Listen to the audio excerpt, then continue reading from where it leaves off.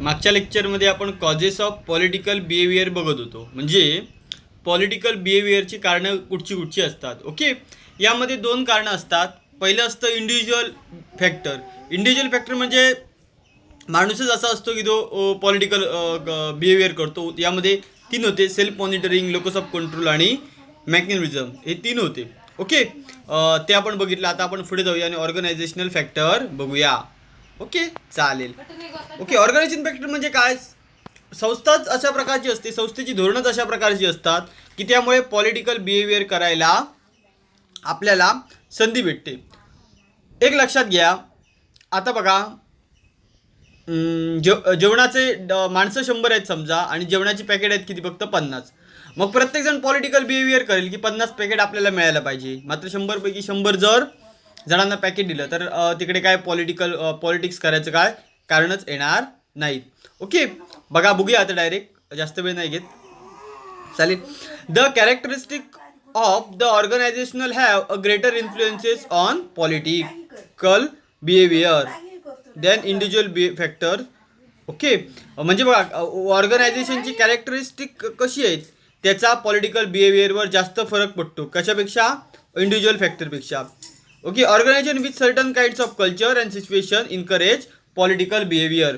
काही प्रकारची संस्थांची धोरणं अशी असतात की त्यामुळे पॉलिटिकल बिहेवियर वाढलं जातं. पहिला आहे काय? Decline resources. मग असं फूड पॅकेटचं उदाहरण दिलं ते. जर रिसोर्सेस कमी होत असतील किंवा कमी होत जाणारे असतील तर प्रत्येकजण हे रिसोर्सेस आपल्याला मिळावेत याच्यासाठी पॉलिटिकल करतो. आता बघा आता नोकऱ्यांची संख्या काय आहे? कमी आहे. वेकन्सी काय आहेत? जास्त आहेत. त्यामुळे काय केलं आता? तुम्ही बघता अनेक संघटनांकडनं आरक्षणाची मागणी केली जाते. ओके, भारतात प्रत्येक समाजाला सध्या आरक्षणाची गरज भासते. काय आरक्षणाची गरज बसते? कारण नोकऱ्या काय आहेत? कमी आहेत. तिकडे जर उलटी केस असती तर 100 काय आहेत? 100 माणसं आहेत आणि 1000 नोकऱ्या आहेत, तर तिकडे आरक्षणाची मागणी केली जाणार का? नाहीत. हे झालं काय? डिक्लाइन रिसोर्सेसचं उदाहरण झालं.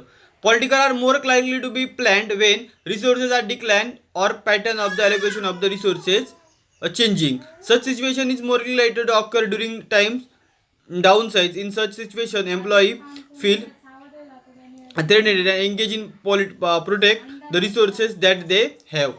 म्हणजे समजलं ना? जिकडे काय रिसोर्सेस कमी आहेत तिकडे हे पॉलिटिक्स केलं जातं आणि प्रत्येकजण आपल्याला तो रिसोर्सेस मिळावा किंवा आपला रिसोर्सेस काय कमी केलं जाऊ नये यासाठी काय करतो? पॉलिटिक्स करत असतो. ज्यांना समाजात आरक्षण मिळालंय ते आता काय करतात? आपलं आरक्षण कमी होऊ नये याच्यासाठी ते पॉलिटिक्स म्हणजे राजकारण करताना दिसतात. ज्यांना आरक्षण नाही आहे त्यांनी आरक्षण मिळावं याच्यासाठी पॉलिटिक्स करताना दिसतात. ओके, म्हणजे समजलं बेसिकली दोन गोष्टी आहेत. पुढचं बघा. ओके, डिक्लाइन रिसोर्सेस म्हणजे तुम्हाला समजलं असेल. डिक्लाइन रिसोर्सेस म्हणजे अतिशय सोपं आहे की रिसोर्सेस कमी असतील तर लोक आरक्षण करतात, याची मागणी करतात. रिसोर्सेस कमी असतील तर कायची मागणी करतात? अनेक गोष्टींची मागणी करतात. आणि रिसोर्सेस जर जास्त असतील तर कोणाला काय मागणी करायची काय गरजच येत नाहीत. ओके, आता पुढे जाऊया. काय? Promotional opportunity. बघा, to opportunity for a promotional increase in the possibility of political behaviour. जर मी पॉलिटिकल बिहेवियर केलं त्यामुळे माझं काय होईल? प्रमोशन वाढेल. उदाहरणार्थ हा सेल्स मॅनेजर आहे. बघा, मी असिस्टंट मॅनेजर आहे आणि मला सिनियर मॅनेजरची जागा पाहिजे. मग सिनियर मॅनेजरला नोकरी सोडण्यास भाग पडलं तर ती जागा मला भेटेल असा माझा जर विचार असेल आणि खरंच तशी संधी असेल, मला प्रमोशन मिळू शकतं सिनियर मॅनेजर म्हणून, त्याने ते सोडून जाऊ. मग मी काय करतो? पॉलिटिक्समध्ये काय होतो? सहभागी होतो. म्हणजे त्याच्याबद्दल वाईट बघू लागतो किंवा आणि काय करतो? त्यापेक्षा ते सिनियर मॅनेजरचं आणखी प्रमोशन व्हावं यासाठी सिनियर मॅनेजरला मदत करणार. कारण त्याचं प्रमोशन झालं की ती जागा कोणाला भेटणार? मला भेटणार. मग हे काय असतं? प्रमोशन असते. Okay, since promotion is the limited source, employee engage in the political influences promotional decision in their favour. Promotion हे काय असतं? कमी संधी असतात प्रत्येक संघटनेमध्ये. कुठच्याही संघटनेचा विचार केला तर काय प्रत्येकाकडे स्वतःचे ॲम्बिशन्स असतात, स्वप्न असतात आणि प्रमोशन अपॉर्च्युनिटी ऑलवेज कमी असतात. त्यामुळे पॉलिटिक्स केलेलं आपल्याला दिसतं. पुढे काय? Low trust. लो ट्रस्ट म्हणजे काय, जिकडे विश्वास कमी असतो तिकडे पॉलिटिक्स जास्त केलं जातं, मात्र विश्वास जास्त असेल तर पॉलिटिक्स करायची काही गरजच नसते. बघा, an organisation culture that is a characterise by the low trust encourage politics. जिकडे लोकांवर विश्वास कमी ठेवला जातो, लोकांवर विश्वास तुमचा कमी ठेवला जातो, तेव्हा पॉलिटिक्स जास्त होतं. जर संघटनेचं सिनियर मॅनेजरवर पूर्ण विश्वास असेल तर कोणी किती पण पॉलिटिक्स करू दे, सिनियर मॅनेजरला त्याचा काही परिणाम होणार नाही. त्यामुळे इतर लोक पॉलिटिक्स करणार पण नाहीत. कशाला? त्यांना माहिती आहे पॉलिटिक्स करून काय फायदा नाही. Not only does a culture low trust promote political behaviour, it courage political of the illegitimate kind. त्यामुळे इललेजिटिमेट काइंडचं पण ते बिहेवियर त्यांच्याकडनं केलं जातं. In contrast and environment of high trust reduce possibility of the political behaviour, especially illegitimate political behaviour. काय म्हटलं इकडे बघा, in contrast environment of high trust, जिकडे हाय ट्रस्ट आहे तिकडे reduce the possibility of political behaviour, especially illegitimate political behaviour. जिकडे जर काय असतं हाय ट्रस्ट असतो तिकडे हे पॉलिटिकल बिहेवियर केलं जात नाही. ओके, आता पुढे जाऊया. चला, पुढचा आहे रोल ॲम्बिग्युरिटी. रोल ॲम्बिग्युरिटी म्हणजे काय सांगा, exist when employ behaviour duties and responsible is not clearly defined. Role ambiguity कधी येते, जेव्हा प्रत्येकाची काय काय सांगा. Role ambiguity is said to exist when employee behaviour duties and responsibility are not clearly defined. जिकडे एम्प्लॉईजच्या ड्युटीज, त्याचा रोल काय आहे, त्याचे ॲथॉरिटीज काय आहेत, हे क्लिअरली डिफाईन केलेले नसतात, तेव्हा काय होतं, रोल ॲम्बिग्युरिटी येते. Role ambiguity encourage political behaviour, आणि त्यामुळे पॉलिटिकल बिहेवियर वाढतं. Because an employee can engage in political activity without being noticed.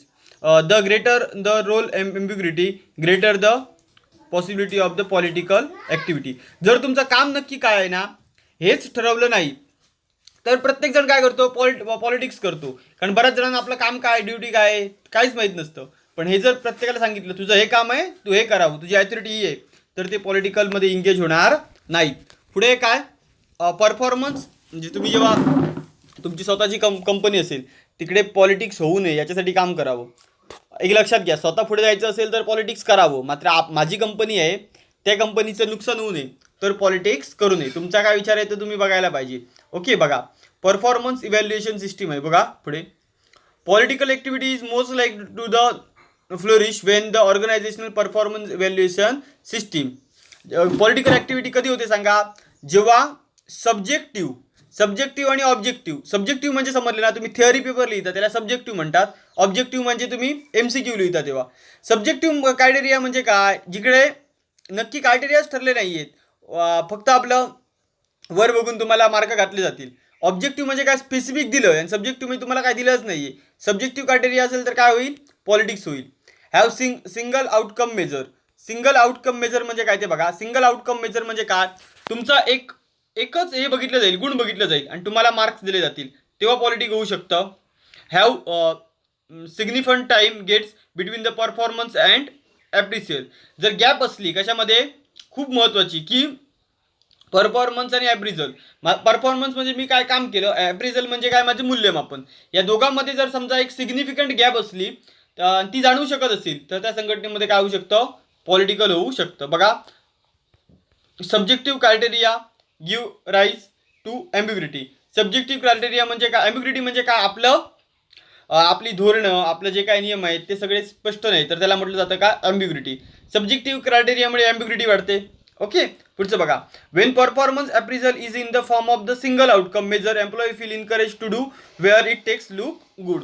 जिकडे आपल्याला माहिती आहे की इकडे जर त्यांनी सांगितलं की मुलांना परीक्षेत मार्क चांगले पडायला पाहिजे, तो शिक्षक चांगला, असं असेल तर प्रत्येक जण काय करेल, पेपर मीच तपासतोय ना, घालतो मुलांना चांगले मार्क. अशा प्रकारच्या गोष्टी केल्या जाऊ शकतात, हे लक्षात घ्या. पुढे, employee feel less accountable of political behaviour when there is the significant gap between the action and appraisal. Appraisal आणि ॲक्शनमध्ये जर खूप मोठी गॅप असेल, म्हणजे मी काय काम केलं, परफॉर्मन्स, आणि माझं मूल्यमापन म्हणजे ॲप्रिझल, यामध्ये जर खूप मोठी गॅप असेल तर 100% तिकडे काय होऊ शकतं, पॉलिटिकल बिहेवियर होऊ शकतं. प्रत्येकजण मग सॅटिस्फाय नसतो, मग तो राजकारण करतो. पुढे काय, झिरो सम रिवॉर्ड सिस्टीम. बघा, इथून लक्षात ठेवायचं. बघा, gain one individual is at to cost of the other such as the system encourage encourage employee to make others look bad and present themselves as positive आहे. बघा झिरो सम system म्हणजे काय सांगा. यामध्ये असं दिलंय the outcome of the gain of one individual is to cost of others. एखाद्याला जर काय होत असेल, फायदा होत असेल, तर इतरांसाठी तो काय असेल, कॉस्ट, म्हणजे त्यांचं ते नुकसान होत असेल. तर लोक काय करतात, इन्करेज पॉलिटिकल बिहेवियर आणि काय करतात, encourage employee to make others look bad and present themselves in a positive light. ते जो कोण ज्याला बेनिफिट मिळतोय त्याला काय करणार, तो कसा वाईट आहे हे दाखवण्याचा प्रयत्न करणार आणि काय करणार सांगा, आपण कसे चांगले आहोत हे दाखवण्याचा प्रयत्न करणार. पुढे democratic decision making process. Democratic म्हणजे तुम्ही सांगायची गरज नाही. डेमोक्रेटिक म्हणजे लोकशाही आहे. लोकशाहीत पॉलिटिक्स मोठ्या प्रमाणात करतं. कारण प्रत्येकाला असं वाटत असतं की आपल्या 10 जणांची मतं विचारात घेतली जाणार ना. मग इकडे लोक आहेत, तर ते काय म्हणणार, जास्त मतं मला पडायला पाहिजेत, म्हणून ते तसं पॉलिटिक्स करणार. ओके. त्यामुळे मॅनेजर असतो तो नेहमीच ना काय करतो की आपण एकट्याने निर्णय घ्यावे याच्यासाठी काम करतो. Pressure of high performance. तुमचं हाय परफॉर्मन्सचं झालं पाहिजे. ओके. असं वाटत असेल की म्हणजे काय, परफॉर्मन्स चांगलाच जायला पाहिजे, तर लोक पॉलिटिक्स करतात. मात्र ठीक आहे, काम आपलं करायचं शांतपणे येऊन, तर लोक पॉलिटिक्स करताना दिसत नाहीत. An employee is more likely to engage in politics when there is a tremendous pressure on the him to perform well. If the employee feel that he strictly responsible for the outcome he will be tempt to do whenever it takes in order to look bad. म्हणजे जेव्हा तुमच्यावर performance असेल की तुम्ही हे काम केलंच पाहिजे, तेव्हा माणूस विचार करत नाही की हे नैतिकता योग्य आहे की अयोग्य आहे. तो आपलं काम पूर्ण करण्यासाठी कुठच्याही चुकीच्या गोष्टींचा पण वापर करू शकतो. Rewarding of political behaviour. हे काय तुम्ही लिहू शकता आरामात. रिवॉर्डिंग ऑफ पॉलिटिकल बिहेवियर म्हणजे काय, इतरांनी जर काय केलं, चुकीचं काम केलं, त्यांना जर बक्षीस मिळालं असेल, म्हणजे तुमचा आताचा जो काय बॉस आहे तो चुकीच्या गोष्टी करून पुढे गेला, तर तुम्ही पण हाच विचार करणार की आपण पण काय करायचं, चुकीच्या गोष्टीने आपण पुढे जायचं. बघू. When the employee see other senior manager successfully engaging in the politics. जेव्हा अदर मॅनेजर आहेत ते सक्सेसफुल पॉलिटिक्स केल्यामुळे पुढे गेले, तर तुम्ही काय करतात, पॉलिटिक्स करू शकतात. Behaviour and being rewarded for it. Political बिहेवियरमुळेच त्यांना रिवॉर्ड भेटला. He too will be encouraged to do the same. A climate that supports and encourage political is created in the organization. Employee learn that engage in politics behavior acceptable. तेव्हा त्याला समजतं की political behaviour केलेलं हे acceptable आहे. आपल्या ऑर्गनायझेशनमध्ये सगळेच पॉलिटिक्स करतात. आपले जे वरिष्ठ आहेत त्यांनी खोट्या गोष्टी करूनच पुढे गेलेत, मग आपण पण खोट्या गोष्टी करायला काय हरकत आहे. ओके, सिंपल गोष्ट. त्यामुळे पॉलिटिक्स केलं जातं. हा लेक्चर आपण इकडे थांबूया.